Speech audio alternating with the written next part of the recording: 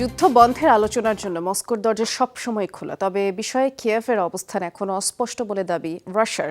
সমঝোতা আলোচনার কথা বললেও অবশ্য থেমে নেই ইউক্রেনে মস্কোর হামলা। প্রায় ১০০ ফ্রন্ট লাইনে দুপক্ষের মধ্যে সরাসরি যুদ্ধ চলছে। স্যান্ডেলিনা সো, রূপচর্চায় আভিজাত্য।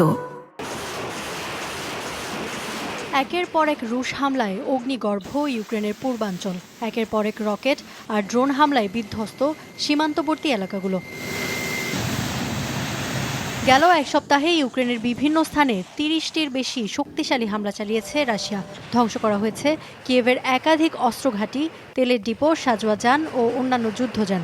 MiH হেলিকপ্টার সহ ভূপাতিত করা হয়েছে কয়েকশো ড্রোন। দুপক্ষের মধ্যে মুখোমুখি তীব্র লড়াই হচ্ছে অন্তত ১০০ ফ্রন্ট লাইনে। সবচেয়ে ভয়াবহ যুদ্ধ হচ্ছে পোক্রভস্ক ও কুরাকিভ অঞ্চলে। ময়দানে যখন চলমান তুমুল লড়াই, তখন আবারও যুদ্ধবন্ধের প্রসঙ্গ তুলেছে রাশিয়া।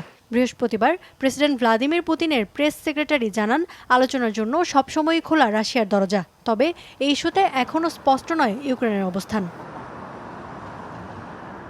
এর আগে মস্কোর সাথে বৈঠকে প্রস্তুত কিয়েভ, এমন দাবি করেছিলেন ইউক্রেনের পররাষ্ট্রমন্ত্রী দিমিত্র কুলেবা।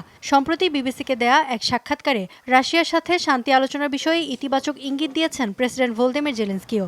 তবে মুখে সংঘাত থামানোর কথা বললেও ফ্রন্টলাইনে নেই তার কোনো লক্ষণ। ইফাত আরা খন্দকার, যমুনা নিউজ।